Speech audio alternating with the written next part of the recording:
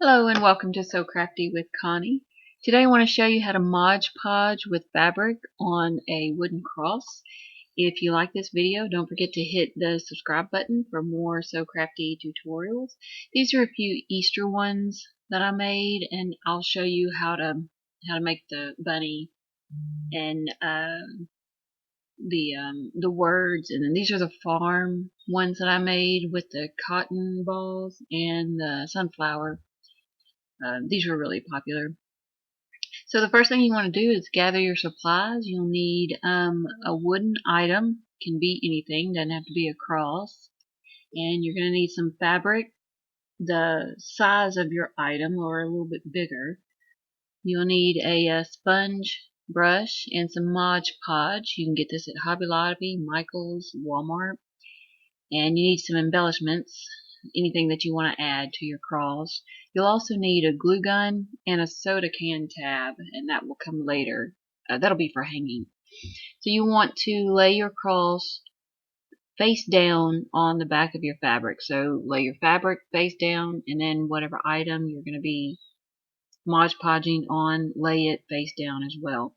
And then just trace it out. I'm using a pen to trace it, and that's why you want it on the back of the fabric so it doesn't show, the pen marks won't show on the front when you cut it out. So I'm just using a pen. You can also use a pencil and just trace all the way around it, and then you're just gonna cut out what you traced. And I'm using a rotary cutter, but you can also use scissors if you want. Some people don't like the rotary cutter. I like it because it seems to help me better with the curves. So you're just going to cut all the way around whatever it is you traced out, and make sure your fabric is nice and flat and ironed, because that'll help too as you trace it.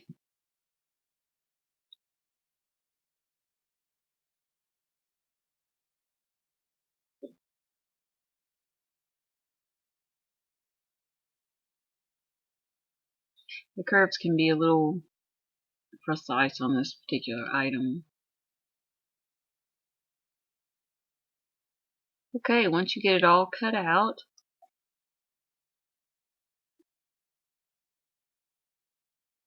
you make sure you don't have any little pieces attached. If that happens, I probably need to get a sharper blade on my rotary cutter.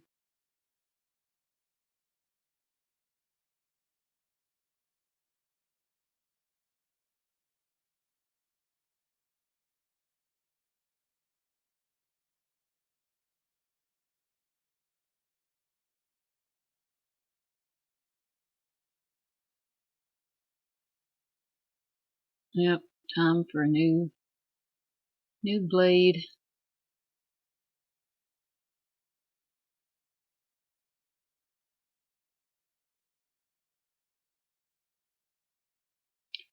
Alright, once you get it all cut out, you're going to just put the extra pieces aside. And if it's a little wrinkly, you want to iron it, make it nice and flat. And so next you're going to put the Mod Podge on, and I like to lay something on my workspace like this brown bag here to kind of keep the Mod Podge off of your table or whatever it is you're working on. And then you're just going to get a little on your sponge brush, and you're just going to brush it all the way over on the cross. And when you get through with that, that's where you're going to lay your fabric on top of that. And so just make sure it's all covered. You don't have to soak it or anything, but just make sure especially around the edges, that you have Mod Podge around so it doesn't curl up on the edges or come up. And then you'll start at one end and just kind of size it up. Now the good thing about this is that it doesn't dry right away, so If you have a little piece that's not covered, or if you need to move it over or something, you can do that pretty easily with this. And then once you get it where you want it, you just kind of tap it down. You can also get one of those rollers and roll over it to help push it down too and keep it in place. And then that'll dry. Now the matte Mod Podge is for, basically it's glue. Now you don't have to put any more Mod Podge over it. You can if you want. For other things, if you want to have a glossy look, you can get gloss Mod Podge, and after this dries, you can just put it over on top of the fabric. But I don't really think that's necessary. But that's up to you if you want to do that.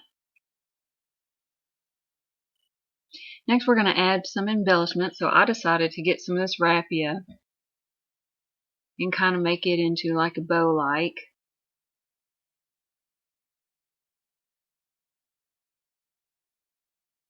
And you can use ribbon, other pieces of fabric, however you want to do it. And so I'm just going to kind of take it and kind of make it into a bow.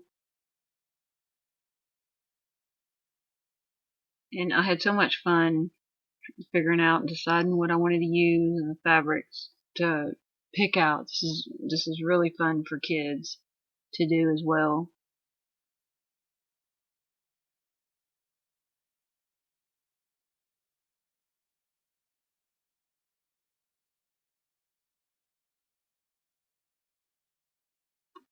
So now I'm making sure that my bow is the same size on each side.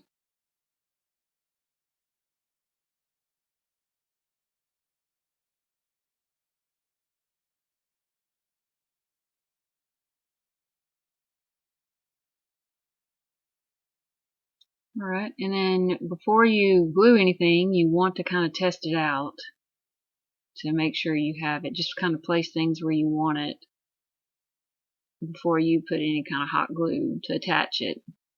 Then I'm going to take these cotton balls, and I only wanted a few.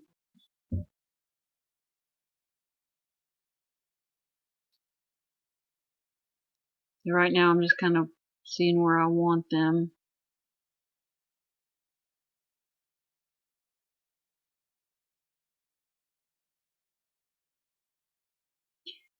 Now the raffia wasn't showing up too much, so I was going to make the bow a little bigger.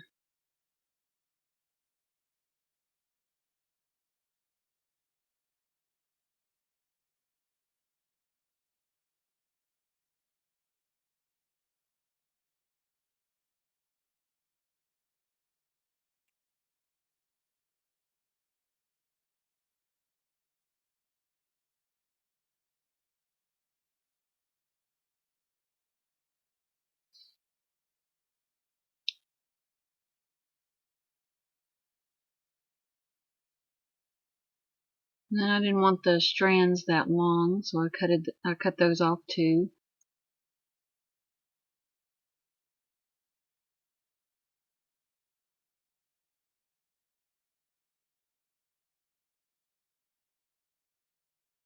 So I'm pretty happy with that. Now I'm going to go ahead and start gluing everything down with my hot glue gun.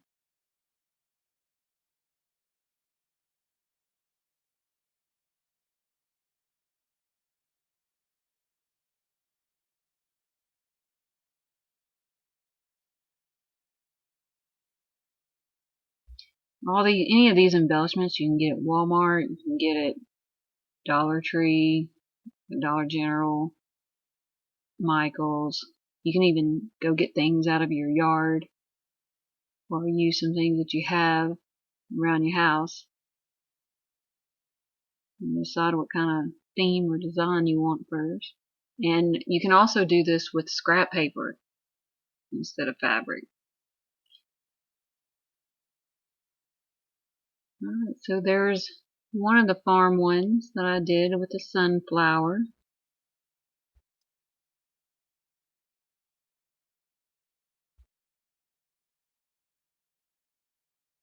Now I want to hang it, so I got one of these little tabs that you can pull off of a soda can, And I'm going to bend it up just slightly so it has a little bend, and it's easier to hang when you're hanging it on a nail.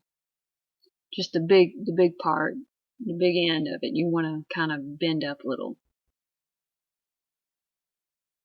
And I'm going to hang mine at the top, kind of in the center. And you're just going to take your glue gun and just glue it on there. And it hangs it really well. These crosses that I have are very light.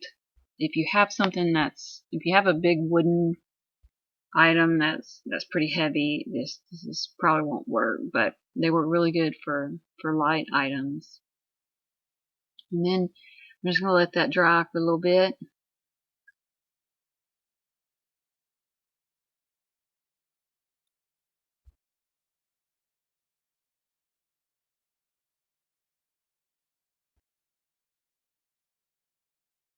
Then you want to make sure that it's straight too, so it doesn't hang kind of crooked. So now I'm setting that over to dry.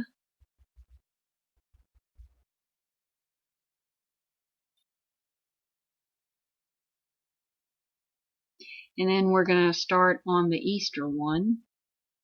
So I just found some real cute Easter fabric, and you're going to do the same thing with this. Find however way your cross is going to best fit on the piece of fabric that you have. If you have like a odd size fabric, or you don't have a lot, just figure out a way that you can make it fit. You can also split it if you need to, and then just make the cut in the center of the cross, and then just cover the cut with embellishments. And if you do that, then I would make sure you add a little Mod Podge on the top where it was connected or overlaid. Okay, now I turned it over to make sure it's gonna fit going face down, and so now I'm just gonna cut it out with my rotary cutter.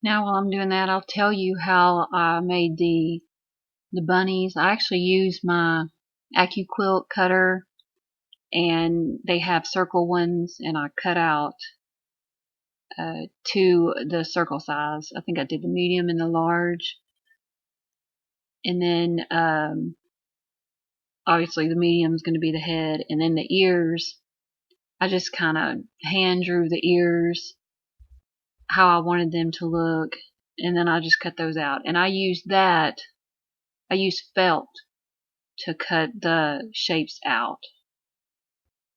That way they won't fray on the ends, because I knew that I wanted it a little bigger than the bottom of the cross.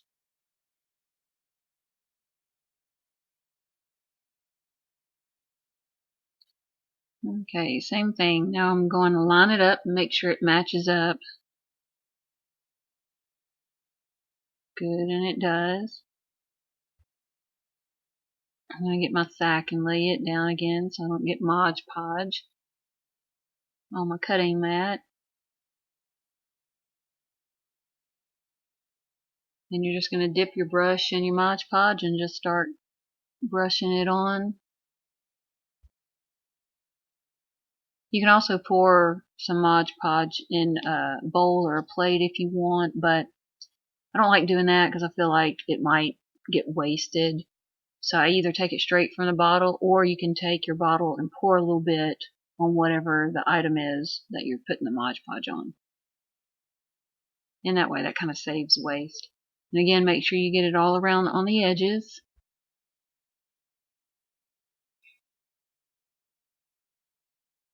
so that way the edges won't come up. And then I'm going to lay this down and match it up with the points. If you're more comfortable, you can start at one end and kind of work your way up before you lay the whole thing down, but Mod Podge is pretty forgiving before it dries, so you can kind of move it around if you need to.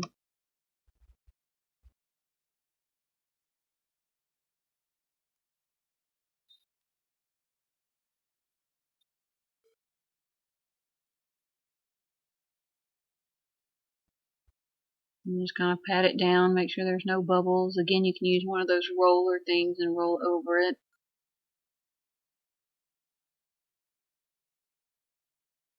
Okay, there's my circles that I cut out for the bunny, and then those are the ears that I cut out.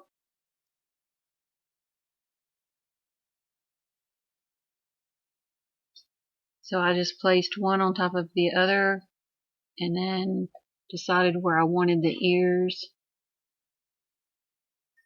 and I placed it before I'm hot gluing it to make sure that's where I want it. And then I'm putting the ears on first because I want those under the head, so the smaller circle. And then I'm putting the head on, and that's going to lay on top of the bottom of the ears.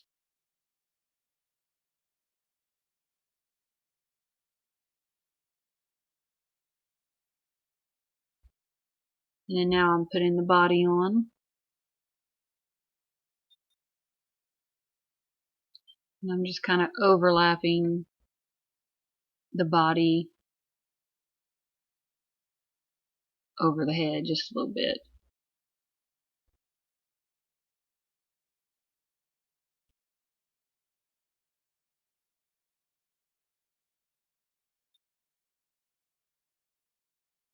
Alright, so I got my bunny glued on.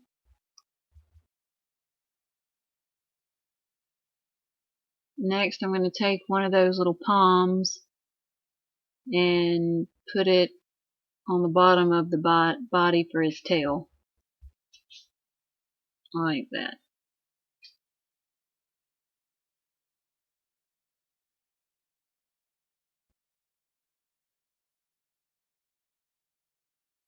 These are cute little Easter projects to do with your kids. Could be a good vacation Bible school activity too.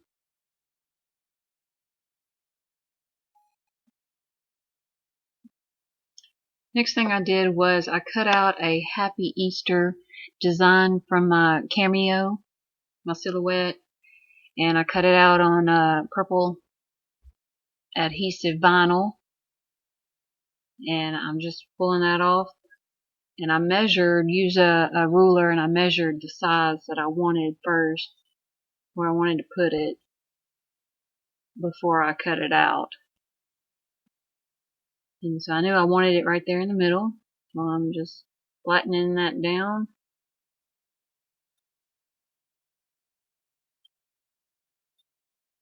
And then when you're using a Cameo silhouette with permanent adhesive vinyl, sometimes it doesn't really want to stick on the fabric, so you just kind of have to work with it.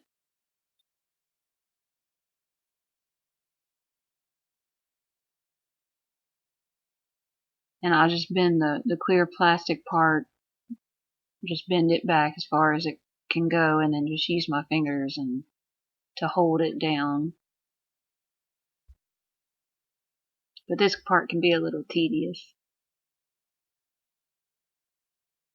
Only because it doesn't seem to want to stick to fabric very well. But once you get it on there, it stays pretty good.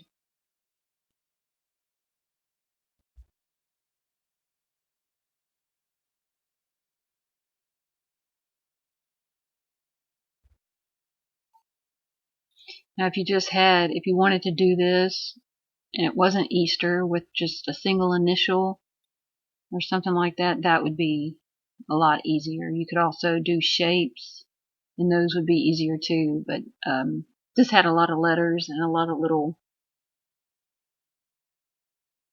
little things to get off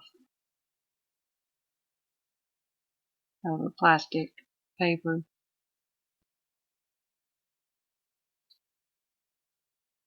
So that's why it took a little longer.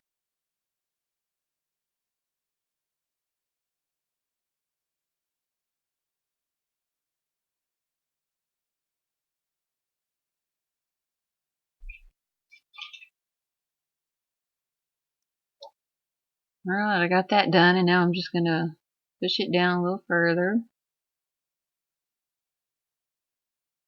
And that's the Easter one.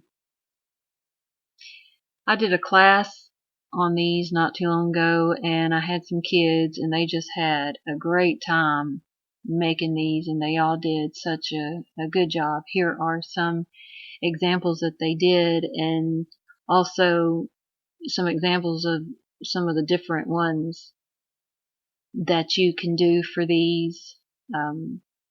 Again, it's a lot of fun, and I had a lot of fun picking out what all I wanted to put on it, and so did my students. And if you make one, I'd love to see it, whether it's a cross or not. Comment, show me a picture of it. If you have any questions, please feel free to ask me. If you like this video, don't forget to give me a big thumbs up and subscribe to my channel for more tutorials. And I hope to see y'all next time. Thanks so much for watching. Bye-bye.